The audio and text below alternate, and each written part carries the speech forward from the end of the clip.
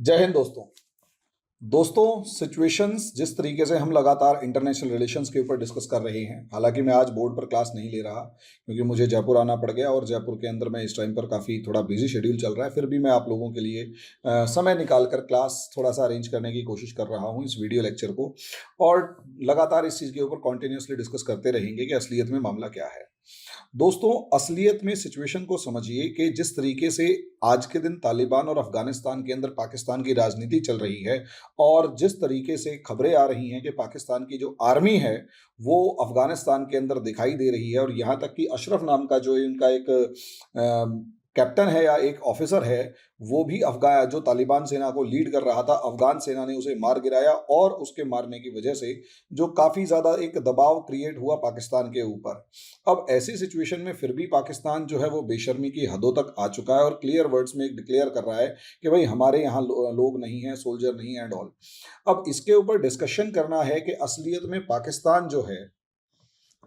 में पाकिस्तान ऐसा कौन सा रोल प्ले कर रहा है या क्यों ऐसा कर रहा है कि अफगानिस्तान में उसने सेना उतार दी। लेकिन उससे पहले छोटी सी एक इन्फॉर्मेशन दोस्तों, वो ये कि अगर आप यूपीएससी की प्रिपरेशन कर रहे हैं, आईएएस पीसीएस के एग्जाम की तैयारी कर रहे हैं, तो आपको एनसीईआरटी के कंसेप्ट्स की बहुत ज़्यादा ज़रूरत पड़ेगी। और अगर एनसीईआरटी के कंसेप्ट्स की ज़रूरत पड़ेगी और बिना एनसीईआरटी के कंसेप्ट्स के आप आईएएस पीसीएस के बारे में सोच भी नहीं सकते, तो ऐसे में हमारी जो जीरो टू हीरो सीरीज़ है वो आपके ड्रीम्स को पूरा करने के लिए सबसे ज़्यादा इंपॉर्टेंट प्रूव होगी। इसमें जीरो टू हीरो सीरीज के अंदर हमारी जो स्टेज 1 है उसमें हम आपको एनसीईआरटी के कंसेप्ट्स की क्लासेस दे रहे हैं, और ये एनसीईआरटी के कंसेप्ट्स की क्लासेस जो हैं उनसे आपको जो भी स्टूडेंट्स, जो एक्चुअली आप समझिए इस चीज़ को कि जो स्टूडेंट्स हैं यूपीएससी क्रैक नहीं कर पाते, उसके पीछे का सबसे बड़ा रीज़न ही ये है कि उन बच्चों का एनसीईआरटी के कंसेप्ट्स क्लियर नहीं है। बिना कंसेप्ट्स के आप सोच भी नहीं सकते कि आप यूपीएससी क्रैक कर पाएंगे। और जिस तरीके के हमारा एजुकेशनल सिस्टम है, मरा हुआ गिरा हुआ, और जिस तरीके से उस एजुकेशनल सिस्टम के अंदर जो हमारे स्कूल्स हैं वो कभी एनसीईआरटी को पढ़ाते नहीं है और गाइडें और कुंजिया पढ़ पढ़ के आप लोग पास हो चुके होते हैं। मैं भी उन्हीं में से था।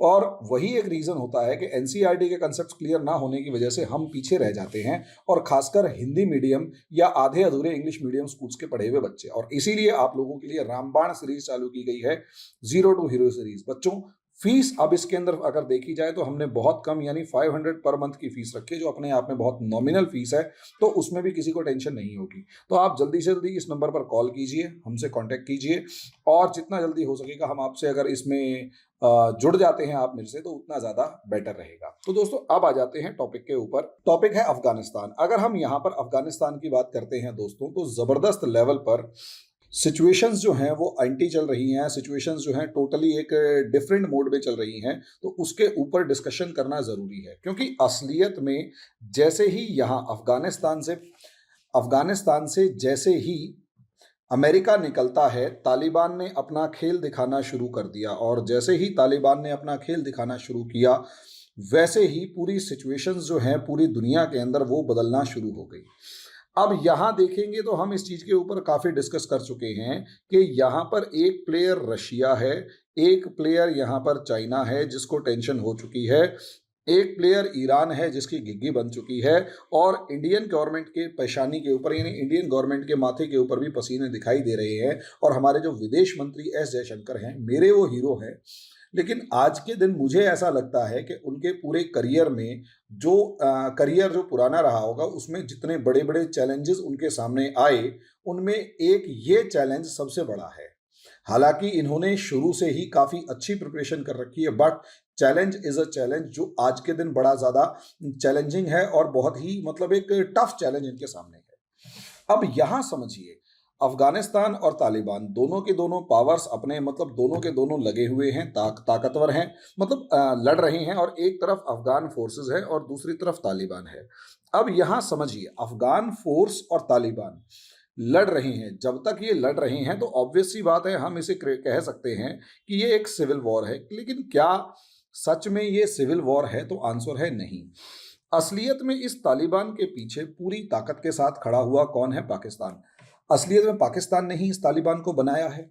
अब सोचकर देखिए, पाकिस्तान ने 20 साल तक यानी अप्रॉक्सीमेट 2001 से लेकर 2021 तक एक डबल गेम खेला है। इस डबल गेम के अंदर क्या था कि एक तरफ वो अमेरिका से अफगानिस्तान के अंदर ऑपरेशंस करने के लिए जो रास्ता दे रहा था और अमेरिका को सपोर्ट करने का वादा कर रहा था, वहाँ उसने खुले तौर पर पैसे खाए और अपने कुछ 2 4 10 आतंकवादियों को मरवा के उसने खूब पैसा, करोड़ों अरबों रुपया बटोरा, बिलियंस ऑफ डॉलर अमेरिका से लिए। अब ऐसी सिचुएशन में एक तरफ उसने अमेरिका से बिलियंस ऑफ डॉलर लिए और दूसरी तरफ अगर आप देखते हैं तो उसने तालिबान को जिंदा रखा, तालिबान को मरने नहीं दिया, तालिबान को अपने बॉर्डर्स के अंदर तालिबान को खुले तौर पर सपोर्ट करता रहा, छिपा के रखा। और इसका बेस्ट एग्जाम्पल है ओसामा बिन लादेन। और मजे की बात यह है कि पाकिस्तान के जो स्कॉलर्स हैं,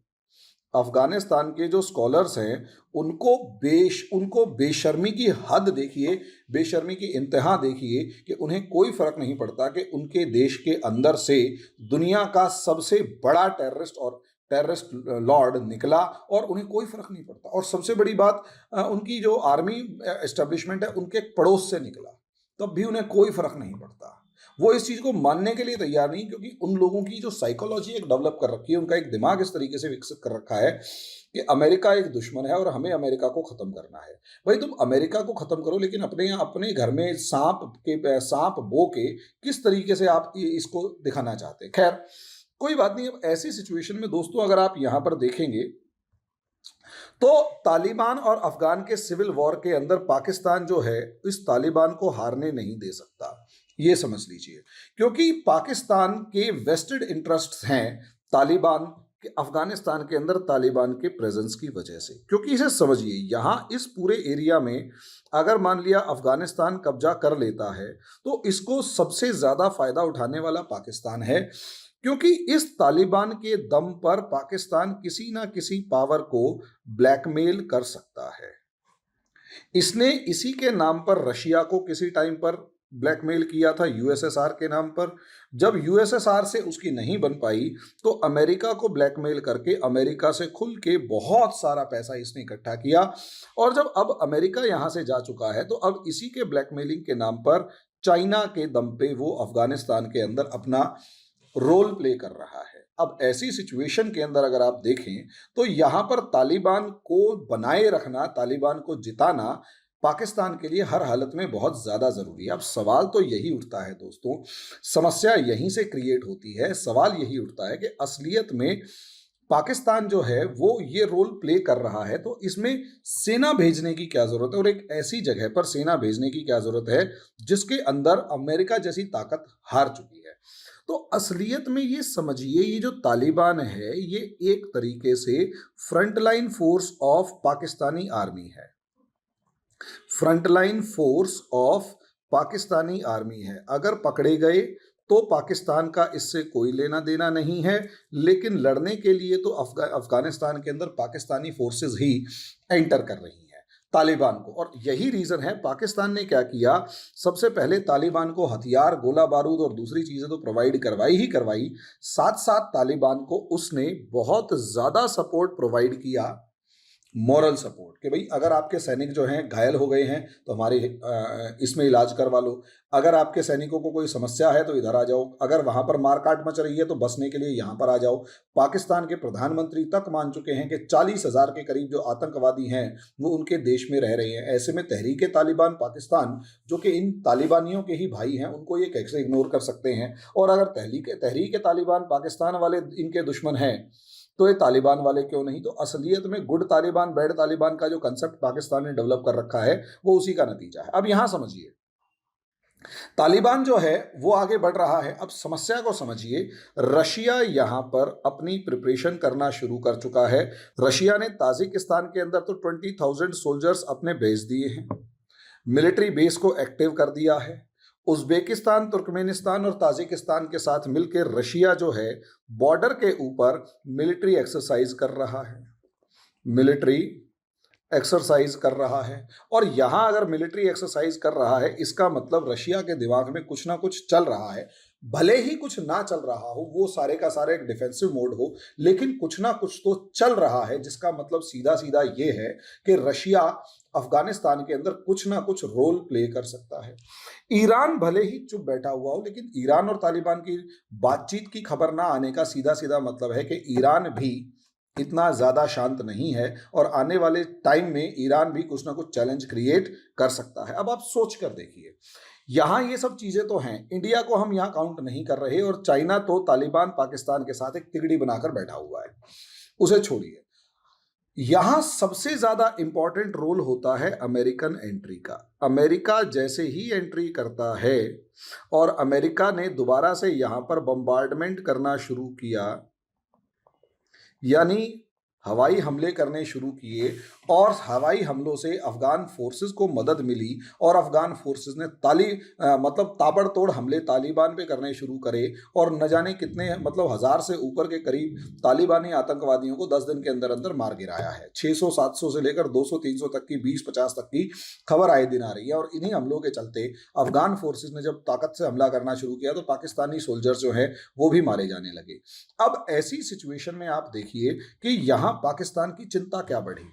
यहां पाकिस्तान की सबसे बड़ी चिंता यह हुई दोस्तों कि अगर अमेरिका आ गया है और अमेरिका ने यहां पर बम्बार्डमेंट करनी शुरू करी, तो इसका सीधा असर यह होगा कि अफगान फोर्सेस जो हैं वो और ज़्यादा ताकतवर होंगी, और अफगान फोर्सेस अगर ताकतवर होंगी तो ये काबुल, कांधार, हेरात, मज़ार शरीफ जैसे शहर जो हैं, इन सारे शहरों के ऊपर कब्जा करना अब मुश्किल हो जाएगा।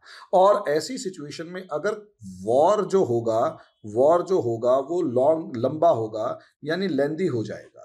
अब ऐसी सिचुएशन में युद्ध अगर लंबा खिंचेगा और तालिबान जो है वो काबुल पर हमला नहीं कर या कब्जा नहीं कर पाएगा, अमेरिका यहाँ पर अपना बेस मजबूत करता है और रशिया को यहाँ पर संभलने का मौका मिल जाता है, तो आने वाले समय के अंदर तालिबान हमेशा एक मतलब अफगानिस्तान के अंदर जो पाकिस्तान के ऑब्जेक्टिव्स हैं वो पूरे नहीं होंगे और अधर में अटक जाएंगे। पाकिस्तान जो अभी तक एक लबादा ओढ़ के रखा हुआ था, एक मुखौटा ओढ़ के बैठा हुआ था कि हम अमेरिका के साथ हैं, हम अफगानिस्तान के अंदर शांति चाहते हैं, शांति चाहते हैं और दोनों का हल शांति से निकले। अब यहां पर वो शांति के कबूतर को पाकिस्तानी और तालिबानी मार के खा चुके हैं। पाकिस्तानी और तालिबानी शांति के जो कबूतर हैं उनको मार के खा चुके हैं, उसकी हड्डियां तक निकल चुके हैं, चबा चुके हैं। अब रही सही कसर, अब पाकिस्तान का पेशेंस लूज हो चुका है और खुले तौर पर अब वो अपनी सेना को इसलिए भेज रहा है ताकि तालिबान को मजबूती मिले, अफगान फोर्सेस को जल्दी से जल्दी यहां से खत्म करे, वाइप आउट करे और काबुल, कांधार, हेरात और मज़ार शरीफ के ऊपर तेजी से कब्जा करना शुरू करे। क्योंकि अगर इन शहरों पर कब्जा नहीं हुआ तो पूरी दुनिया के सामने अफगान फोर्सेस, अफगान गवर्नमेंट जो है उसको रिकॉग्निशन मिलती रहेगी और उसके साथ साथ जो दूसरी फोर्सेस हैं उनको रिकॉग्निशन नहीं मिलेगी। अब अगर एक को रिकॉग्निशन मिली और दूसरी को नहीं मिली, इसका सीधा सीधा असर क्या होगा दोस्तों, इसका मतलब तालिबान को नहीं मिल पाई तो यहां तालिबान अधर में अटका रहेगा और अफगान फोर्सेस हमेशा से उसके लिए खतरा बनी रहेगी।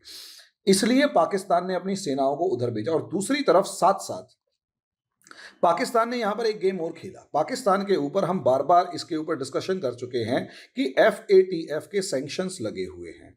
अगर FATF के इसके ऊपर सैंक्शंस लगे हुए हैं और इनको साफ कह रखा है कि टेरर फंडिंग और टेरर ऑर्गेनाइजेशंस के ऊपर आप लगाम लगाओ, तो और पाकिस्तान तो जिसे कहते हैं ना कि एक तरीके से नागिन जो सांप जनती है, पाकिस्तान तो एक ऐसी नागिन है जो सपोले पैदा करके दुनिया के टेररिस्ट ऑर्गेनाइजेशंस को पैदा करके दुनिया में टेरर फैला रही है। अब ऐसे में पाकिस्तान के ऊपर आरोप है कि आप ये टेरर को पैदा करने वाली ऑर्गेनाइजेशंस, लश्कर तैयबा से लेकर जो भी XYZ है, उनको सपोर्ट ना करें, उनको भगा दें। अब पाकिस्तान को ऐसे एक्शंस करने जरूरी हैं और बहुत ज्यादा जरूरी हैं। तो ऐसे में पाकिस्तान इन ऑर्गेनाइजेशंस को हाइड आउट कैसे देगा, अपने देश में रख नहीं सकता। और ऐसे में अब पाकिस्तान को एक बहुत बढ़िया मौका मिला कि जितने भी टेरर ऑर्गेनाइजेशंस हैं उन्हें उठाकर अफगानिस्तान के अंदर भेज दिया जाए। अगर ये सारी टेरर ऑर्गेनाइजेशंस अफगान या टेररिस्ट वहां अफगानिस्तान में चले गए तो पाकिस्तान को एक मौका मिल जाएगा। पाकिस्तान को एक मौका मिल जाएगा कि देखो ध्यान से, मैंने सारे के सारे टेररिस्ट ऑर्गेनाइजेशंस को यहाँ से हटा दिया है, अब मेरे यहाँ कोई टेरर फंडिंग नहीं होती, कोई टेररिस्ट ऑर्गेनाइजेशन नहीं है। लेकिन उसने साथ के अंदर कब्जा किए हुए मकान के अंदर सारे टेररिस्ट छुपा रखे हैं, मोहल्ले के अंदर सबको दिखा रहा है कि देखो मेरा घर आके चेक कर लो, वहाँ कुछ भी नहीं है, लेकिन पड़ोस के मकान में सारे के सारे टेररिस्ट भर रखे हैं, और वहीं पर जितने सांप पाल रखे हैं, सपोले पाल रखे हैं, वो सारे भर रखे हैं, और उठा के अब वो किसी भी टाइम पर उन लोगों को वहां से निकाल कर दुनिया के अंदर, खासकर इंडिया के अंदर छोड़ने की तैयारी किसी भी टाइम पर कर लेगा। ये दो जो पॉलिसीज हैं, और उसमें जहां सिचुएशंस जिस तरीके से चेंज हो रही हैं, उन्होंने पाकिस्तान के ऊपर दबाव क्रिएट कर दिया है। उन्होंने पाकिस्तान पे दबाव क्रिएट कर दिया है कि भैया आप जो है यहाँ से, मतलब पाकिस्तान पे दबाव क्रिएट किया, और पाकिस्तान ने चालबाजी के थ्रू दुनिया को एक बार दोबारा से बेवकूफ़ बना दिया। पाकिस्तान ने दोबारा से इसे बेवकूफ़ बना दिया दुनिया को कि देखो हमारे यहाँ से टेररिस्ट वगैरह नहीं है। और यही एक रीज़न है कि आज के दिन पाकिस्तान बहुत ही एक्टिवली तालिबान को अफगानिस्तान में इस्टेब्लिश करने के मूड में है। अब आगे आगे ये कितना कामयाब होता है और इंडिया जैसी कंट्रीज़ के लिए कितनी ज़्यादा सरदर्दी क्रिएट होती है, वो तो दोस्तों वक्त ही बताएगा। अभी इस चीज़ के ऊपर 100% डिस्कस करना बहुत चैलेंजिंग रहेगा, बहुत ज़्यादा आसान काम नहीं है। बाकी जैसे भी होगा इसके ऊपर डिस्कशन करते रहेंगे। अभी के लिए इतना ही, धन्यवाद।